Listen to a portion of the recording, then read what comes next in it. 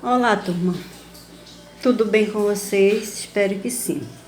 Olha só, a nossa proposta de trabalho para hoje é fazer a correção do exercício referente à página 284 e 285. Como eu já fiz uma abordagem na aula anterior, essas duas páginas, elas se referem aqueles assuntos que nós já estudamos, seu grupo dos anelídeos, dos moluscos, dos artrópodes e dos equinodermos, tá? Então hoje a gente faz essa correção, lembrando que a gente não encerrou ainda esse módulo, nós vamos continuar resolvendo nossos exercícios, tá bom? Mas vamos lá para a nossa correção. Vamos falar primeiramente dos anelídeos. Os anelídeos, eles apresentam o corpo mole e formado por uma série de anéis. Então, essa presença de anéis no corpo, ela é exclusiva do grupo dos anelídeos. Vamos ver o grupo dos anelídeos. Eles podem ser classificados como os oligoquetas, né? Os poliquetas e os irudíneos. Os poligoquetas, eles apresentam poucas cerdas, né? E extremidades afiladas. Como representante desse grupo, o exemplo desse grupo, nós temos a minhoca, tá? O grupo dos poliquetos apresentam muitas cerdas e tentáculos, tá? Apresentam tentáculos na parte anterior, ok? Como representante nós temos as nereis, da espécie nereis, tá? Os irudíneos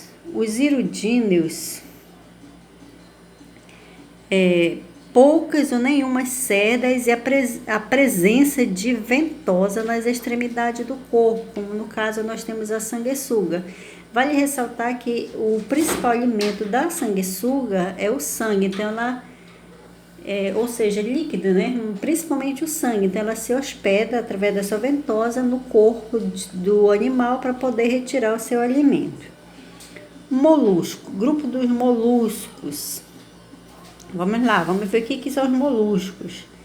Eles apresentam o corpo mole, geralmente abrigando numa concha. Como nas aulas anteriores, eu falava para vocês que é como se fosse uma casinha, tá? Então, quando eles percebem algum perigo nas suas proximidades, eles se escondem se protegem nessa concha, tá? O grupo dos moluscos nós temos os gastrópodes, os cefalópodes e os bivalves. Característica dos gastrópodes: a maioria possui concha externa. Como exemplo, nós temos o caracol, tá? Mais à frente eu vou falar um pouquinho sobre o caracol. Os cefalópodes, as lulas possuem conchas internas, os polvos não apresentam concha e os náuteos possuem conchas externas. Como representante desse grupo, nós temos o polvo. Os bivalves apresentam duas conchas, tá? Como representante, nós temos o mexilhão. Lembrando que aqui do grupo dos moluscos, muitas das vezes a gente diz assim, mas para que servem esses animais? A gente já pode perceber que algum deles já fazem parte da culinária brasileira, tá? Vamos ver o grupo dos artrópodes. O grupo dos artrópodes foi um dos grupos que a gente abordou quase no início desse nosso assunto, Invertebrados 2. Então, a gente vai ver que os artrópodes, eles apresentam apêndice ou pernas articuladas, tá? E exoesqueleto composto de quitina. Então, a gente vai observar que quando se fala em exoesqueleto, é como se fosse assim, o esqueleto para fora, tá?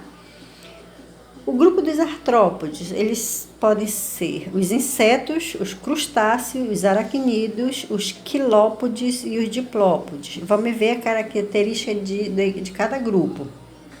Os insetos apresentam um par de antenas e 3 pares de pernas. Como exemplo, nós temos a vespa. Quando se fala, por exemplo, nos insetos, a gente vai lembrar logo de algo que não agrada a gente, devido a eles serem seres que se alimentam de resíduos fecais principalmente, tá? E logo a gente associa a questão de transmissão de doença. Crustáceo apresenta 2 pares de antenas, ou pode ser ausente esses pares de antenas, tá? Nem todas as espécies apresentam. Com relação às pernas, variáveis e em grande quantidade, tá? Quer dizer, apresenta um número de pernas maiores. O exemplo nós temos a lagosta. Os aracnídeos, eles são desprovidos de antena, apresentam 4 pares de pernas. Como representante nós temos o ácaro. Os quilópodes e diplópodes, eles apresentam um par de antenas, 1 ou 2 pares de pernas por segmento. Aqui a gente observou muito lá no nosso vídeo, no caso do emboá e da centopeia, tá? Que são representantes desse grupo. E aqui o representante que o livro nos dá são a lacraia, tá bom? Deixa eu só virar aqui a página do nosso livro para a gente dar continuidade ao nosso exercício. Aqui a gente vai falar dos equinodermos. Falar de equinodermos, lembra que eu esqueci de falar, mas eu vou falar agora para vocês que cada grupo de animal desse, ele tem o seu habitat próprio, tá? Por exemplo, nos equinodermos a gente vai falar de animais de água salgada, tá? São marinhos. Então, os equinodermos apresentam simetria radial, aqui como a gente está observando na imagem, tá? O endoesqueleto é composto por ossículo e pequenas projeções do corpo em forma de espinhos, que são esses daqui, ó, tá? Não dá pra gente observar, mas nas suas estruturas como se fosse espinho, uma camada protetora, tá? Esse filo é dividido em 5 classes, que são os asteroides, os equinoides, ofiuroides, os crinoides e os holonturoides. O exemplo, nós temos a estrela do mar, como você observa aqui na imagem, tá? O principal representante desse grupo. E a gente pode observar nessa imagem aqui do lado os pés ambulacrários, que são essas estruturas aqui, ó, não sei se dá para vocês observarem, que vai funcionar como se fosse falsos pés ou serve para a sua locomoção, tá? Lembrando que, quando eu falei ainda agora há pouco que apresenta o corpo em forma de espinho, esses espinhos vão servir como se fosse a proteção. E é interessante que nessa estrutura central aqui, ele é desprovido desses espinhos, tá bom? Próxima imagem, nós vamos observar, aqui no caso, o caracol, tá? No caracol, nós vamos observar essa estrutura aqui, que é a massa visceral, essa concha aqui de proteção. Toda essa estrutura aqui é chamada de pé, é o pé do animal, onde ele vai rastejar, tá? Ou seja, vai se locomover. E na parte da boca, nós temos uma estrutura chamada de rádula. Essa rádula, ela serve como se fosse dentes, tá? Quando ele captura o seu alimento, ou a folha, no caso, então, essa rádula, ela vai triturar o alimento para ele poder absorver, tá bom? Aqui mais abaixo, nós temos a imagem A, a imagem B e a imagem C. Na imagem A, nós temos um dos representantes dos insetos. No inseto, nós vamos observar um par de antenas, olha aqui, ó, um par de antena, os olhos compostos, a cabeça do animal, que é essa daqui, ó, tá? As pernas, o tórax, que é essa estrutura aqui, o abdômen, que é toda essa estrutura aqui, e as asas, que é a principal característica do grupo dos insetos. No grupo B, nós vamos ver que essa estrutura tá? Essa estrutura aqui é chamada de pinça. As antenas, olha, dá para você observar bem claramente antenas. O abdômen, tá? E aqui nós temos o cefalotórax, que é essa estrutura aqui, ó. Quase que não dá pra gente observar nesse grupo aqui a cabeça do animal. A gente vai observar o cefalotórax e abdômen. Então, de uma forma geral, a gente diz que nesse grupo aqui, tá? Ele é composto de cefalotórax e abdômen. A gente não observa nitidamente a cabeça do animal. E aqui, olha, como se fosse duas unhas.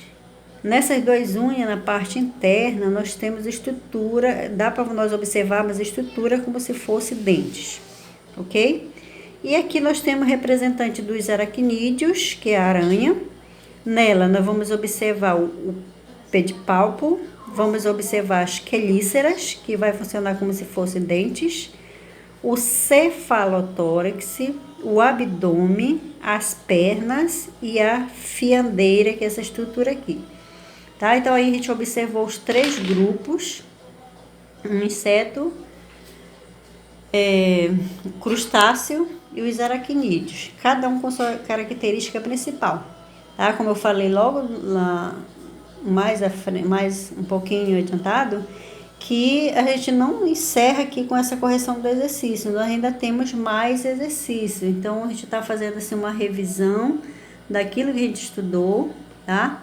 E nas nossas aulas presenciais, nós vamos fazer uma revisão.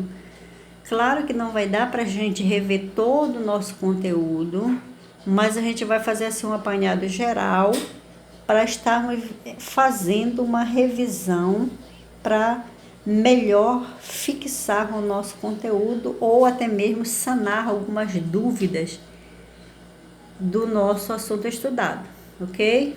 Então, bom dia, até a próxima aula.